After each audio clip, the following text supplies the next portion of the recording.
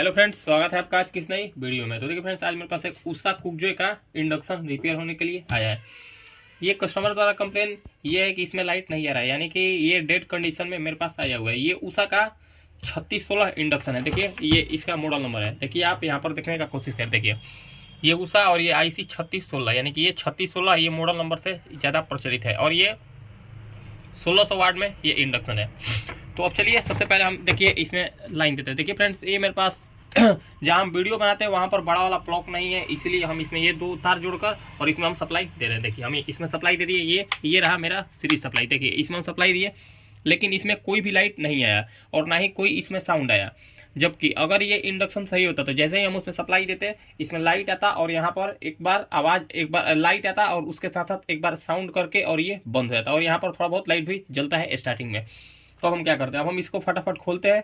खोलने के बाद इसको किस तरीके से रिपेयर किया जाता है, किस तरह से प्रॉब्लम को डायग्नोज किया जाता है, ये हम आपको स्टेप बाय स्टेप बताने का कोशिश करेंगे। तो हम सबसे पहले इसको खोलते हैं, खोलकर और उसके आगे का प्रोसेस हम आपको दिखाते हैं। तो देखिए फ्रेंड्स, हम इसका फ्रंट पैनल को खोल लेते हैं और उसके साथ साथ हम इसका कॉयल को भी फटाफट खोल लेते हैं। जो इसके कॉयल पर जो पेच 3 ठो लगा हुआ है, हम इसको भी फटाफट खोल लेते हैं। खोलने के बाद और PCB को हम सबसे पहले बाहर निकालेंगे। देखिए ये हो गया कॉयल, इसमें एक तो सेंसर का कनेक्टर लगा है और ये रहा PCB में लगा पेच। हम इसको भी बाहर निकालते हैं।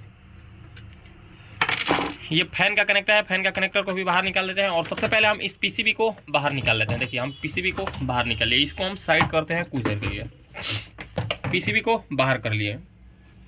PCB को बाहर करने के बाद देखिए इसमें आपको कुछ चीज़ दिखेगा। देखिए फ्रेंड्स, ये पहले भी कहीं काम हो चुका है। देखिए यहाँ पर थोड़ा बहुत सोल्डरिंग, देखिए ये पानी जाने के कारण खराब होता है, तो किसी टेक्नीशियन के द्वारा इस पर बढ़िया तरीके से रिपेयरिंग किया गया है, यानी कि ओवरऑल ठीक काम किया है। फ्रंट साइड से इसका PCB भी ठीक ठाक ही देखने को मिल रहा है। यहाँ पर थोड़ा बहुत बर्न पहले होगा, एमओ भी किसी ने काट कर निकाल दिया होगा। यहाँ पर भी एमओ भी काट कर निकाला गया है। इसके साथ साथ इसमें कोई फिजिकल डैमेज तो हमको दिखाई नहीं दे रहा है, क्योंकि अगर फिजिकल डैमेज इसमें नज़र आता तो फटा जला कहीं तो नज़र आता, लेकिन इसमें कोई ऐसा प्रॉब्लम देखने को नहीं मिल रहा है। तो अब हम क्या करेंगे, अब हम इसमें फिर से सप्लाई को दे देते हैं। देखिए हम इसमें सप्लाई को दे दिए। अब सबसे पहले हम ये चेक कर लेंगे कहीं इसका मेन लीड तो ख़राब नहीं है। तो सबसे पहले हम यही चेक करते हैं कि इसमें सप्लाई तो आ रहा है। देखिए ये रहा मेरा मीटर। हम मीटर को AC रेंज पर रख दिए। AC रेंज में रखने के बाद इसके मेन लीड पर हम सबसे पहले वोल्टेज को चेक कर लेंगे, क्या इसका कहीं मेन लीड तो ख़राब नहीं है। तो देखिए फ्रेंड्स, इसका मेन लीड ख़राब नहीं है। इसमें 200 वोल्ट एकदम एक्यूरेट आ रहा है, यानी कि 200 वोल्ट ये बिल्कुल ओके आ रहा है। जब 200 वोल्ट आ रहा है, AC वोल्ट आ रहा है, तो क्या कहीं इसका फ्यूज ओपन है। तो देखिए फ्रेंड्स, यहाँ पर आपको यहाँ पर एक तो फ्यूज देखने को मिलेगा। देखिए ये रहा दोनों मेन लाइन का सप्लाई, यहाँ से फ्यूज एक तो यहाँ पर गया हुआ है। देखिए हम एक वायर को यहाँ रख लेते हैं। एक वायर को यहाँ रखने के बाद हम यहाँ पर सप्लाई देकर यहाँ पर, यानी कि फ्यूज के इस साइड हम देख लेते हैं क्या फ्यूज तो ओपन नहीं है। तो देखिए फ्रेंड्स, ये फ्यूज ओपन नहीं है। देखिए यहाँ पर 195 वोल्टेज के करीब बिल्कुल ओके आ रहा है। अब देखिए ये मेन लाइन आ रहा है। मेन लाइन आने के बाद फिर भी ये PCB ऑन नहीं हो रहा था। PCB ऑन नहीं होने का कारण सबसे पहले आप जान लें। PCB ऑन नहीं होने का कारण इसमें ये पावर सेक्शन है, यानी कि इसमें एक पावर IC को लगाया जाता है जो 5 वोल्ट और 18 वोल्ट बनाता है। 5 वोल्ट पैनल चलाने के लिए और IC को ऑपरेट करने के लिए, यानी कि इसमें जो माइक्रो IC लगा है इस IC को चलाने के लिए और इसमें पैनल को सप्लाई देने के लिए 5 वोल्ट की आवश्यकता होती है और 18 वोल्ट की आवश्यकता फैन को चलाने के लिए। और इसमें PWM यानी कि IC को, इसमें जो IGBT लगा है उसको स्विचिंग करने के लिए ट्रांजिस्टर में 18 वोल्ट का सप्लाई जाता है। ये तो हो गया। अब हमको सबसे पहले ये चेक करना है इसका 5 वोल्ट और 18 वोल्ट बन रहा है या फिर नहीं। तो सबसे पहले आप जान लें 5 वोल्ट और 18 वोल्ट बनता का है। देखिए यहाँ पर आपको एक 78L05 ट्रांजिस्टर देखने को मिलेगा। देखिए यहाँ पर आप थोड़ा सा जूम करके देखिए, यहाँ पर आप देखने का कोशिश करते देखिए यहाँ पर 78L05 एक तो आपको ट्रांजिस्टर देखने को मिल रहा है। ये 78L05 के एक पिन से 5 वोल्ट आउट होगा। देखिए यहाँ पर सब लिखा हुआ है। देखिए यहाँ पर देखिए आउट लिखा है, थोड़ा सा आप करीब से दिखाने की कोशिश करें। देखिए यहाँ पर आउट लिखा है, यहाँ पर आउट लिखा है, यहाँ पर इन लिखा है और ये बीच वाला पिन ग्राउंड हो गया, यानी कि इस पिन से आउट होगा, बीच वाला पिन ग्राउंड और इसके पहला वाला पिन इन हो गया। तो हम सबसे पहले इसका 5 वोल्ट को चेक कर लेते हैं, क्या इसका 5 वोल्ट बन रहा है। इसका 5 वोल्ट नहीं बन रहा होगा, क्योंकि अगर 5 वोल्ट बनता तो इसमें बीप का साउंड आता और ये डेड कंडीशन में नहीं जाता। तो हम सबसे पहले इसका 5 वोल्ट को चेक कर लेते हैं। देखिए ये रहा इसका पिन, ये रहा इसका पिन, बीच वाला ग्राउंड यहाँ से ले लिए, और इसके इस पिन पर हम चेक करते हैं 5 वोल्ट, तो देखिए यहाँ पर 0.39 वोल्ट बन रहा है, यानी कि ये फॉल्स वोल्टेज है। अब यहाँ पर इसके इनपुट पिन पर सप्लाई को देख लेते हैं। इनपुट पिन पर भी कोई सप्लाई हमको देखने को नहीं मिल रहा है, 0.13 वोल्टेज देखने को मिल रहा है, जबकि यहाँ पर 5 वोल्ट बनना चाहिए था। जब 5 वोल्ट नहीं बन रहा है तो उम्मीद है कि 18 वोल्ट भी नहीं बनना चाहिए। देखिए इस पिन पर, यानी कि इस पिन पर हमको 18 वोल्ट का सप्लाई, इस कैपेसिटर पर हमको 18 वोल्ट का सप्लाई देखने को मिलना चाहिए, लेकिन यहाँ पर 18 वोल्ट का सप्लाई नहीं बन रहा है। तो अब हम ये चीज़ चेक कर लेंगे, क्या इस कैपेसिटर पर, देखिए सबसे पहले आप एक चीज़ जान लें, इस आईसी को चलाने के लिए, यहाँ से देखिए, इस आईसी को चलाने के लिए देखिए यहाँ से 2 डायोड, देखिए इस आईसी को चलाने के लिए यहाँ से 2 डायोड के बाद यहाँ पर एक और डायोड लगा है, एक और डायोड लगने के बाद यहाँ पर एक ठो रेजिस्टेंस लगा है जो फ्यूज का काम करता है। इस रेजिस्टेंस के बाद देखिए यहाँ पर एसी वोल्टेज, यहाँ पर डीसी वोल्टेज आता है, डीसी को फिल्टर करने के लिए और वोल्टेज को बूस्ट करने के लिए यहाँ पर एक 450 वोल्ट का कैपेसिटर लगाया जाता है। उसके बाद इस आईसी पर वोल्टेज आता है। तो सबसे पहले हम क्या करेंगे, सबसे पहले हम ये चेक करेंगे कि इस आईसी के पिन पर हमको वोल्टेज देखने को मिल रहा है या फिर नहीं। 250 से 300 वोल्टेज इस आईसी के पिन पर हमको देखने को मिल रहा है या फिर नहीं। आप मीटर पर ध्यान देने का कोशिश करें, देखिए इस आईसी पर हमको वोल्टेज देखने को मिल रहा है या फिर नहीं। तो देखिए फ्रेंड्स, इस आईसी पर ही हमको वोल्टेज देखने को नहीं मिल रहा है, जबकि यहाँ पर अगर ये पीसीबी ओके होता, तो यहाँ पर अगर ये पीसीबी सही होता, सही पीसीबी में यहाँ पर 250 से 300 के बीच में सप्लाई आना चाहिए, लेकिन यहाँ पर कोई भी वोल्टेज देखने को नहीं मिल रहा है। अब देखिए यहाँ पर वोल्टेज नहीं मिलने का कारण, देखिए यहाँ पर एक रेजिस्टेंस लगा हुआ होता है जो कि फ्यूज का काम करता है। अगर ये रेजिस्टेंस खराब होता है, तो इधर कहीं शॉर्टिंग के कारण या फिर आईसी में कहीं प्रॉब्लम के कारण ये रेजिस्टेंस खराब हो जाता है। तो देखिए एक पिन को हम यहीं से ग्राउंड ले लेते हैं, देखिए एक पिन को हम यहीं से ग्राउंड ले लेते हैं। अब इस रेजिस्टेंस के इस वाला पिन पर हम वोल्टेज को चेक करते हैं, क्या यहाँ पर वोल्टेज आ रहा है। देखिए आप थोड़ा सा करीब से दिखाने का कोशिश करें, देखिए यहाँ पर देखिए इस पिन पर सप्लाई नहीं आ रहा है, और इसके पिछले, इसके यानी कि इस रेजिस्टेंस के इन वाले पिन पर वोल्टेज हमको 178 वोल्टेज देखने को मिल रहा है, 178 वोल्टेज देखने को मिल रहा है, जो कि बिल्कुल ओके है। देखिए अब हम इसमें से सप्लाई को निकाल देंगे। सप्लाई को निकालने के बाद देखिए अब हम यहाँ पर एक चीज़ दिखाते हैं। देखिए यहाँ पर जो रेजिस्टेंस लगा हुआ होता है, ये 22 ओम, यहाँ पर 22 ओम का रेजिस्टेंस लगा हुआ होता है। ये रेजिस्टेंस 1 वाट और 2 वाट में भी लगा हुआ होता है। देखिए अगर आपके पास इस टाइप का इंडक्शन है तो आप इसमें कोशिश करें कि 2 वाट का ही रेजिस्टेंस लगाए। देखिए इसमें 1 वाट का रेजिस्टेंस आपको देखने को मिल रहा है, इसमें 1 वाट का आपको रेजिस्टेंस देखने को मिल रहा होगा। तो हम सबसे पहले इस रेजिस्टेंस का वैल्यू को चेक कर लेते हैं, क्या ये रेजिस्टेंस ओपन है या फिर वैल्यू शिफ्ट हो गया। तो देखिए फ्रेंड्स, ये रेजिस्टेंस मेरा बिल्कुल ओपन बता रहा है। देखिए ये रेजिस्टेंस बिल्कुल ओपन बता रहा है। तो हम क्या करेंगे, हम इस रेजिस्टेंस को ओपन करते हैं। देखिए हम इस रेजिस्टेंस को सबसे पहले बाहर कर लेते हैं। ये रेजिस्टेंस फ्रेंड्स ज़्यादातर किसी कारण से ही खराब होता है, कहीं शॉर्टिंग के कारण खराब हो या फिर कहीं ज़्यादा लोड पड़ने के कारण भी खराब हो। देखिए फ्रेंड्स, यहाँ पर आपको रेजिस्टेंस यहाँ पर हमको फटा हुआ नजर आ रहा है। देखिए यहाँ पर रेजिस्टेंस हमको जला हुआ नजर आ रहा है, यानी कि ये रेजिस्टेंस मेरा बिल्कुल ओके खराब नजर आया। अब हम एक 22 ओम का रेजिस्टेंस को निकालते हैं। सबसे पहले हम इसमें एक 22 ओम का रेजिस्टेंस को निकालते हैं। देखिए फ्रेंड्स, हम अपना डिब्बा में से एक 22 ओम का रेजिस्टेंस को, 2 वाट में 22 ओम का रेजिस्टेंस को निकालने का कोशिश करते हैं। 1 वाट 15। तो देखिए फ्रेंड्स, ये हम इसमें से एक 22 ओम का रेजिस्टेंस, अपना डिब्बा में से एक 22 ओम का पुराना रेजिस्टेंस ही निकाले हैं, जो कि इसका एक लेग थोड़ा सा छोटा है। ये शायद चेक किया होगा कोई, इसी कारण इसका लेग कट हो गया है। ये 22 ओम का ही रेजिस्टेंस आप इसका कलर कोडिंग से आप जान लें। तो अब हम क्या कर रहे हैं, अब हम इस 1 वाट रेजिस्टेंस के जगह पर हम इसमें 2 वाट रेजिस्टेंस को लगाकर देखते हैं। 1 वाट रेजिस्टेंस के जगह पर 2 वाट रेजिस्टेंस को लगाकर देखते हैं, क्योंकि फ्रेंड्स कभी कभार इस टाइप के इंडक्शन में 1 वाट रेजिस्टेंस लगाने के बाद काफ़ी प्रॉब्लम देखने को मिला है, बार बार ये रेजिस्टेंस खराब हो जाता है। तो हम क्या करते हैं, हम इसमें 2 वाट का सबसे पहले रेजिस्टेंस को लगाते हैं। सबसे पहले हम इसका थोड़ा सा लेग को कट कर लेते हैं।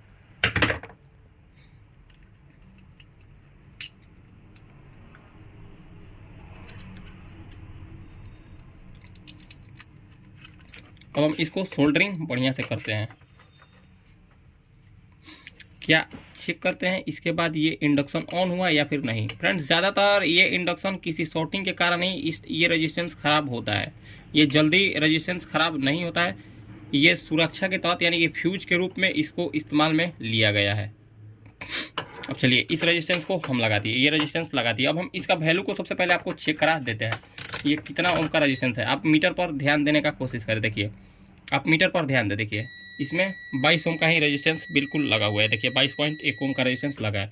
अब हम इसमें सप्लाई को दे लेते हैं। देखिए अब फिर से देखिए हम इसी में, देखिए हम इसमें सप्लाई सीरीज में सप्लाई देते हैं। देखिए सीरीज में सप्लाई दे दिए। देखिए फिर से हम आपको दिखाने की कोशिश करते हैं। देखिए इसमें हम फिर से हम इसमें सीरीज में सप्लाई दे दिए। सीरीज में सप्लाई देने के बाद भी फिर भी इसमें से कोई बीप का साउंड नहीं आया। अब चलिए सबसे पहले हम ये चेक कर लेते हैं कि इसके फिल्टर कैपेसिटर पर वोल्टेज आया या फिर नहीं। फिल्टर कैपेसिटर पर कितना वोल्टेज आ रहा है, तो देखिए इसके फिल्टर कैपेसिटर पर 268 वोल्टेज के तकरीबन आ गया, जो कि उस टाइम नहीं आ रहा था। देखिए फ्रेंड्स, अगर ये इंडक्शन अभी ऑन हुआ होता तो इसमें से थोड़ा सा बीप का साउंड आता, लेकिन इसमें से कोई भी साउंड हमको अभी सुनने को नहीं मिला। अब चलिए अब हम सबसे पहले ये हम आपको वोल्टेज दिखाने का, ये हम आपको वोल्टेज दिखा दे। देखिए 268 वोल्टेज यहाँ पर आ गया। अब चलिए अब हम इसका 5 वोल्ट और 18 वोल्ट चेक कर लेते। देखिए यहाँ पर हम जैसा कि बताएं, यहाँ पर 5 वोल्ट बनेगा। यहाँ पर क्या 5 वोल्ट बन गया? देखिए फ्रेंड्स, इसका यहाँ तो 5 वोल्ट बिल्कुल बन गया। देखिए यहाँ पर 5 वोल्ट बन गया। देखिए यहाँ पर 5 वोल्ट बन गया। हो सकता है इसका ये जो साउंड वाला जो इसमें लगा हुआ है बर्जर, ये बर्जर खराब हो, इसी कारण इसमें आवाज़ नहीं आ रहा होगा। देखिए हम इसमें जैसे ही हम यहाँ इसमें इस रेजिस्टेंस को बदले हैं तो देखिए यहाँ पर 5 वोल्ट आ गया। आप यहाँ पर देखने का कोशिश करें, यहाँ पर 5 वोल्ट आ गया। और इसके इस 7805 के इनपुट पिन पर देखिए 10 वोल्ट के तकरीबन देखने को मिल रहा है, यानी कि ये इंडक्शन हमारे हिसाब से ऑन हो गया होगा। अब उसके बाद हम आपको 18 वोल्ट चेक करके दिखाते हैं। देखिए ये हो गया इसका 18 वोल्टेज। यहाँ पर देखिए 18 वोल्टेज, यहाँ पर 18 वोल्टेज आपको देखने को मिल रहा है, जो कि इस कैपेसिटर पर 18 वोल्टेज आपको प्रॉपर देखने को मिलेगा। आप कैपेसिटर दिखाया नीचे, इस कैपेसिटर पर आपको 18 वोल्ट हमेशा देखने को मिलेगा। देखिए ये हो गया कैपेसिटर जो 18 वोल्ट देखने को मिलेगा, यानी कि ओवरऑल ये पीसीबी मेरा बिल्कुल ओके हो जाना चाहिए, क्योंकि जिस इस पीसीबी को चलने के लिए जो जो वोल्टेज रिक्वायर्ड होता है वो वोल्टेज इसमें बिल्कुल बन गया। इसका 5 वोल्ट भी बन गया, 18 वोल्ट भी बन गया, क्योंकि 5 वोल्ट डिस्प्ले को चलाने के लिए और इस माइक्रो आईसी को चलाने के लिए आवश्यकता होती है, और 18 वोल्ट इस पीडब्ल्यूएम मॉड्यूल को यानी कि इस आईजीबीटी को स्विचिंग करने के लिए जो पीडब्ल्यूएम जो ट्रांजिस्टर लगा हुआ है उसको स्विचिंग करने के लिए 18 वोल्ट की आवश्यकता होती है, और इस फैन को चलाने के लिए 18 वोल्ट की आवश्यकता होती है। तो अब हम क्या करते हैं, अब हम इसमें से सप्लाई को निकाल देते हैं। देखिए हम इसमें से सप्लाई को निकालते हैं। सप्लाई को निकालने के बाद अब हम देखिए, अब हम इस पीसीबी को इसमें सेट करते हैं। हम इसमें पीसीबी को सेट करते हैं।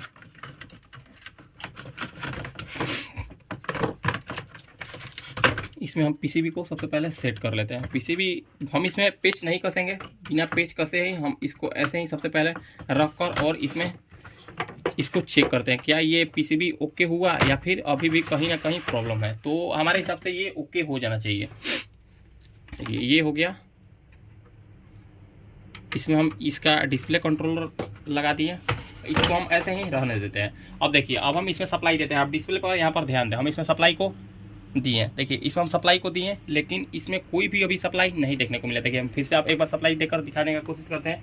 देखिए हम इसमें सप्लाई दिए, लेकिन अभी भी इसमें कोई भी सप्लाई देखने को नहीं मिला। अब हम इसको ऐसे ही ओपन करके देखते हैं।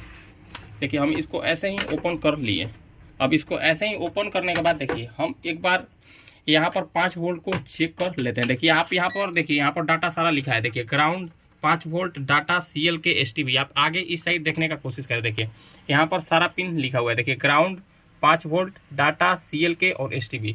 तो हम देखिए एक पिन ग्राउंड पर रखते हैं और दूसरा पिन 5 वोल्ट के पिन पर रखते हैं। देखिए एक पिन ग्राउंड कर दिए और दूसरा पिन 5 वोल्ट के पिन पर रख दिए। यहाँ पर 5 वोल्ट बिल्कुल प्रॉपर आ रहा है, यानी कि हो सकता है ये मेरा डिस्प्ले, हो सकता है कहीं ना कहीं ये मेरा डिस्प्ले खराब हो गया हो सकता है ये मेरा डिस्प्ले कहीं ना कहीं खराब हो गया हो। तो हम क्या करते हैं, हम इसमें एक दूसरा डिस्प्ले को लगाकर सबसे पहले चेक करते हैं। दूसरा डिस्प्ले लगाकर चेक करने का कोशिश करते हैं। हो सकता है ये कनेक्टर भी मेरा खराब हो, या फिर इस हम पैनल को सबसे पहले ओपन करते हैं। हम इस पैनल को ओपन करके और उसके बाद हम आपको दिखाते हैं। तो देखिए हम इस पैनल को बाहर निकाल लिए, इस इंडक्शन से पैनल को बाहर निकाल लिए और इसका पीसीबी को हम बाहर निकाल लिए। सबसे पहले हम इसमें इस पैनल का कनेक्शन को लगा लेते हैं। पैनल का कनेक्शन लगाने के बाद अब देखिए हम इसमें सप्लाई को देते हैं। देखिए हम इसमें सप्लाई को दे दिए। ठीक है फ्रेंड्स, हम इसमें क्या किए, हम इसमें अलग से एक ठो पैनल भी दूसरा लगा कर देखे हैं, लेकिन उसके बावजूद भी इसमें कोई इसके डिस्प्ले पर सप्लाई नहीं आ रहा है। तो हम क्या करेंगे, सबसे पहले आप मीटर को 20 वोल्ट के रेंज में रख लें। 20 वोल्ट के रेंज पर रखने के बाद देखिए आखिर इस टाइप का प्रॉब्लम कहाँ से आता है। इस टाइप का प्रॉब्लम 2-3 जगह से आ सकता है। हम आपको बताने का कोशिश करते हैं। देखिए 5 वोल्ट तो इसका ओके है, 5 वोल्ट ओके होने के बावजूद भी इसका डिस्प्ले नहीं आ रहा है। तो डिस्प्ले नहीं आने का कारण ये मेन प्रोसेसर आईसी होता है, ये मेन प्रोसेसर आईसी होता है। देखिए हो सकता है कभी कभार क्या देखने को मिला है, इसका सारा वोल्टेज ओके होगा, सारा वोल्टेज ओके होने के बावजूद भी ये पीसीबी ऑन नहीं होगा। तो पीसीबी ऑन नहीं होने के कारण या तो हो सकता है इसके माइक्रो कंट्रोलर आईसी पर 5 वोल्ट नहीं जा रहा होगा, इसके माइक्रो कंट्रोलर आईसी के पिन पर 5 वोल्ट नहीं जा रहा होगा, या फिर हो सकता है ये माइक्रो कंट्रोलर आईसी ओपन हो गया है। 5 वोल्ट जाने के बावजूद भी इसके 5 वोल्ट जाने के बावजूद भी इसके पिन पर कोई सप्लाई 5 वोल्ट जाने के बावजूद भी ये आईसी ऑपरेट नहीं हो रहा है। ये आईसी ओपन हो जाने के बाद ऐसा प्रॉब्लम आता है, या फिर 5 वोल्ट नहीं जाने के बाद इसके आईसी के पिन पर वीसीसी सप्लाई नहीं जाने के बाद भी ऐसा प्रॉब्लम देखने को मिलता है। तो देखिए अगर आपको नहीं पता है तो हम आपको बताते हैं। ये 16 पिन का आईसी लगा हुआ होता है। देखिए आप यहाँ से गिनने का कोशिश करें। देखिए 1 2 3 4 5 6 7 8 9 10 11 12 13 14 15 16, ये 16 पिन का माइक्रो आईसी होता है। और इसका 11 नंबर पिन इसका वीसीसी सप्लाई होता है। देखिए इसका 11 नंबर पिन वीसीसी सप्लाई होता है। देखिए हम इसके 11 नंबर पिन पर सप्लाई, देखिए इसके 11 नंबर पिन पर हम एक प्रोब को रखें, इसके 11 नंबर पिन पर एक प्रोब को रखें। आप मीटर पर ध्यान दें, 5 वोल्ट के तकरीबन देखने को मिल रहा है।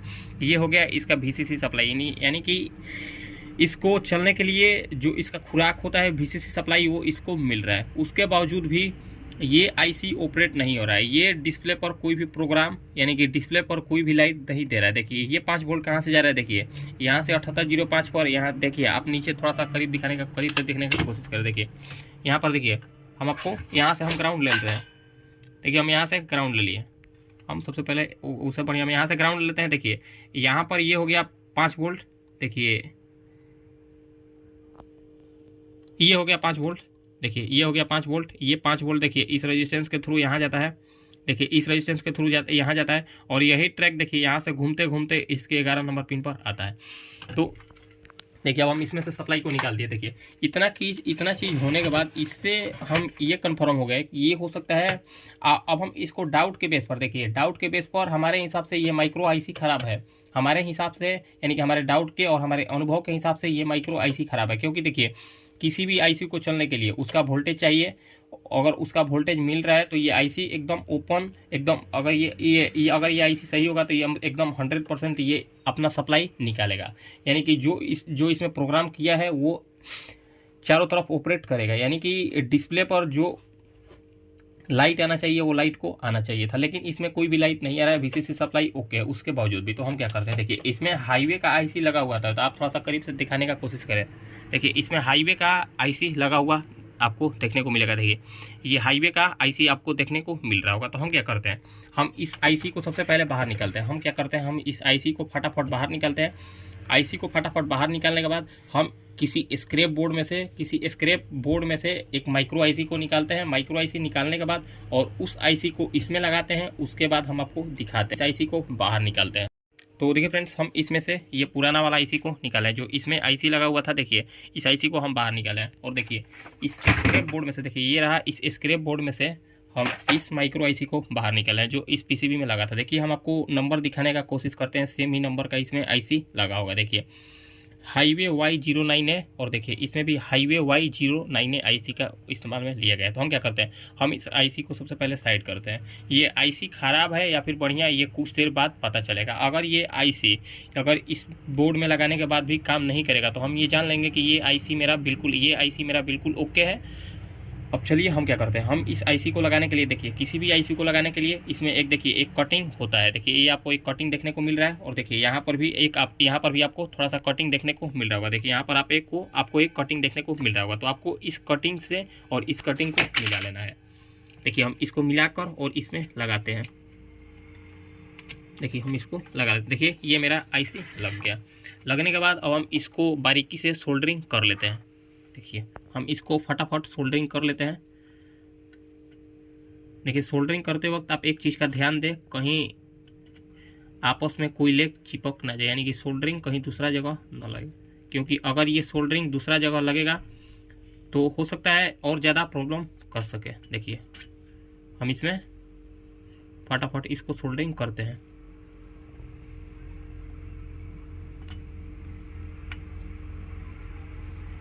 देखिए हम इसको सोल्डरिंग कर दिए। देखिए इसका 2 पिन आपस में टच हो गया। अब सोल्डरिंग करने के बाद, देखिए किसी भी आईसी को सोल्डरिंग करने के बाद इसके बीच वाले लेग, देखिए ये दो आईसी यानी कि इसके सारा लेग के बीच वाला सारा लेग के बीच में जो अगर कार्बन हो या फिर रंगा हो तो इसको साफ आप कर दे। देखिए हम इसको साफ कर दिए।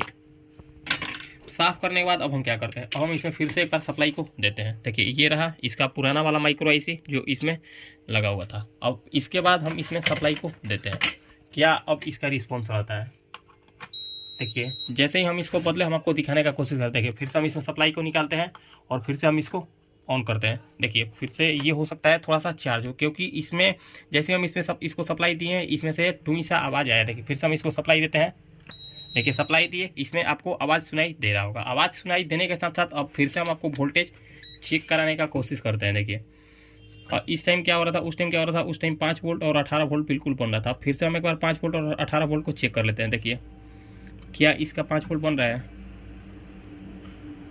यहाँ पर इसका इनपुट पिन ये हो गया इसका 5 वोल्ट का पिन। देखिए ये हो गया इसका 5 वोल्ट का पिन, ये हो गया इसका 18 वोल्ट का पिन और इसका 11 नंबर पिन VCC। देखिए इसका 11 नंबर पिन VCC हम आपको दिखाने का कोशिश कर रहे हैं। थोड़ा सा हम आपको दिखाने का कोशिश कर रहे हैं। 1 2 3 4 5 6 7 8 9 10 और 11। देखिए फ्रेंड्स हम थोड़ा सा शायद गलत बोले हैं। देखिए उस टाइम क्या हो रहा था, हमको अभी भी थोड़ा सा देखिए इसका 10 नंबर पिन VCC है और हम आपको 11 नंबर पिन VCC बताया है। देखिए जबकि अभी हम इसमें इस IC को जैसे ही बदले, इस IC को हम जैसे ही बदले, देखिए इस IC को जैसे ही हम इसमें बदले तो इसके 10 नंबर पिन पर 5 वोल्ट आ रहा है और इसके 11 नंबर पिन पर 0.92 वोल्टेज देखने को मिल रहा है। जबकि उस टाइम क्या हो रहा था, जबकि उस टाइम इसके 11 नंबर पिन पर 5 वोल्ट मिल रहा था और इसके 10 नंबर पिन पर भी 5 वोल्ट देखने को मिल रहा था। इसके 10 नंबर पिन पर भी 5 वोल्ट देखने को मिल रहा था और इसके 11 नंबर पिन पर भी 5 वोल्ट देखने को मिल रहा था। जबकि इससे आप ये कंफर्म हो सकता है आप ये ट्रिक इसमें लगा सके कि अगर इसके 10 नंबर पिन और 11 नंबर पिन पर अगर इसके 10 नंबर पिन और 11 नंबर पिन पर 5 वोल्ट बने तो आप समझ लें कि इसका माइक्रो आईसी ख़राब हो गया हो। चलिए अब हम इसमें डिस्प्ले को लगाते हैं। देखिए ये रहा, अभी इसमें हम सप्लाई दिए हुए हैं। सप्लाई देने के साथ साथ अब देखिए इसमें हम सप्लाई डिस्प्ले को लगाते हैं। देखिए हम इसमें डिस्प्ले को लगा दिए, अब इसको ऑन करते हैं। देखिए डिस्प्ले लगाकर हम इसको ऑन किए, देखिए बंद कर दिए, फिर से हम इसको ऑन कर दिए। देखिए इसके डिस्प्ले पर 120 लिखा हुआ आ गया। देखिए इसके डिस्प्ले पर 120 लिखा हुआ आ गया। फिर से हम इसको बंद करते हैं, फिर से इसको चालू करते हैं। इसके डिस्प्ले पर 120 लिखा हुआ आ गया।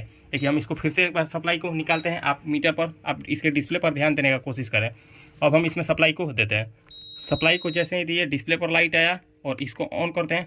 देखिए इसको ऑन करते हैं, ये ऑन हो गया। अब हम ये चेक कर लेते हैं क्या ये मेटल सेंस करेगा या फिर नहीं। देखिए इस पर हम ये सोल्डरिंग पेस्ट रखने का कोशिश करते हैं। देखिए इस पर हम सोल्डरिंग पेस्ट रखें। आप सीरीज बल्ब पर ध्यान दें। देखिए हम इस पर एक ठो सोल्डरिंग पेस्ट का डब्बा रखें और इसका देखिए सीरीज बल्ब ग्लो करने लगा। देखिए इसका सीरीज बल्ब ग्लो करने लगा। इससे आप ये कंफर्म हो ले कि ये मेटल को भी सेंस करेगा। अब मेटल को सेंस कैसे करेगा ये हम कैसे जाने, क्योंकि अगर किसी भी इंडक्शन को सीरीज में अगर उस पर कोई आप बर्तन रखते हैं और उसका सीरीज बल्ब ग्लो करे तो आप समझ लें कि उसका वो इंडक्शन मेटल को 100% सेंस करेगा। तो हम क्या करते हैं, अब हम इसको फटाफट कसते हैं। अब हम इसको फटाफट बॉडी में कसते हैं। बॉडी में कसने के बाद और इसके बाद हम इसको फाइनल टेस्टिंग दिखाते हैं, क्योंकि फ्रेंड्स वीडियो बहुत ज़्यादा लंबा बन गया है। तो हम इसको फटाफट सेट करते हैं। सेट करने के बाद हम आपको दिखाते हैं। तो देखिए फ्रेंड्स हम फाइनली इस इंडक्शन को बढ़िया से कस लिया है। अब चलिए अब हम इसमें फिर से एक बार सीरीज में सप्लाई को देते हैं। देखिए इसमें इसको हम सबसे पहले सीरीज में देते हैं। देखिए जैसे ही सीरीज में दिए ये इसमें एक तो साउंड आकर इसका डिस्प्ले ऑफ हो गया। अब हम इसको ऑन करते हैं। ऑन करने के बाद देखिए हम इस पर एक मेटल को रखते हैं। देखिए जैसे ही मेटल को रखें देखिए वो सीरीज बल्ब ग्लो होने लगा। देखिए जैसे ही मेटल रखे ये सीरीज बल्ब ग्लो होने लगा। अब हम इसको फिर से डायरेक्ट में लगाते हैं। देखिए अब हम इसको डायरेक्ट में लगा दिए। डायरेक्ट में लगाने के बाद देखिए इस पर हम इंडक्शन को इसमें हम बर्तन को रख दिए। बर्तन रखने के बाद देखिए इसमें से आपको धुआं दिखाई दे रहा होगा।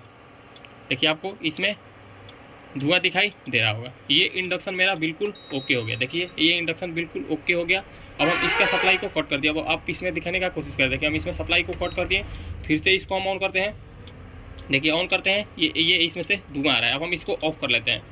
देखिए अब हम इसको ऑफ कर लिए। देखिए हम इसको ऑफ रखते हैं। देखिए इसमें प्रॉब्लम क्या था, इसमें प्रॉब्लम था सबसे पहले तो इसका 5 वोल्ट और 18 वोल्ट नहीं बन रहा था।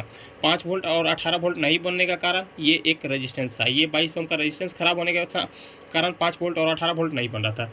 ये हम बदले, उसके बाद 5 वोल्ट और 18 वोल्ट बिल्कुल ओके बन गया। उसके साथ क्या हो रहा था, 5 वोल्ट 18 वोल्ट बनने के बावजूद भी ये पीसीबी में थोड़ा सा भी हरकत नहीं हो रहा था, यानी कि ना इसके डिस्प्ले पर लाइट आ रहा था और ना ही इसका पीसीबी ऑन हो रहा था।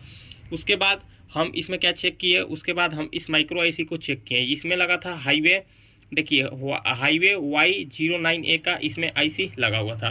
तो इस आईसी के ख़राब होने के कारण इसके डिस्प्ले पर कोई भी लाइट नहीं आ रहा था और ना ही कोई आवाज़ आ रहा था। तो हम इसको चेंज किए और ये सक्सेसफुली रिपेयर हो गया। इसमें यही एक प्रॉब्लम था, यही दो चीज़ ख़राब होने के कारण ये पीसीबी डेड कंडीशन में चला गया था। तो फ्रेंड्स देखिए, इतना डीपली जानकारी आपको कोई नहीं देगा। देखिए अगर ये माइक्रो आईसी ख़राब हो जाता है, देखिए ये माइक्रो आईसी ख़राब हो जाता है तो लोग पीसीबी को बदल देते हैं, क्योंकि इसको किस तरीक़े से चेक किया जाता है ये बहुत सारे लोगों को, या फिर 100 में हम 90% टेक्नीशियन को नहीं पता है कि इस आईसी को कैसे चेक किया जाता है, इसको कैसे जानेंगे कि ये ख़राब होता है।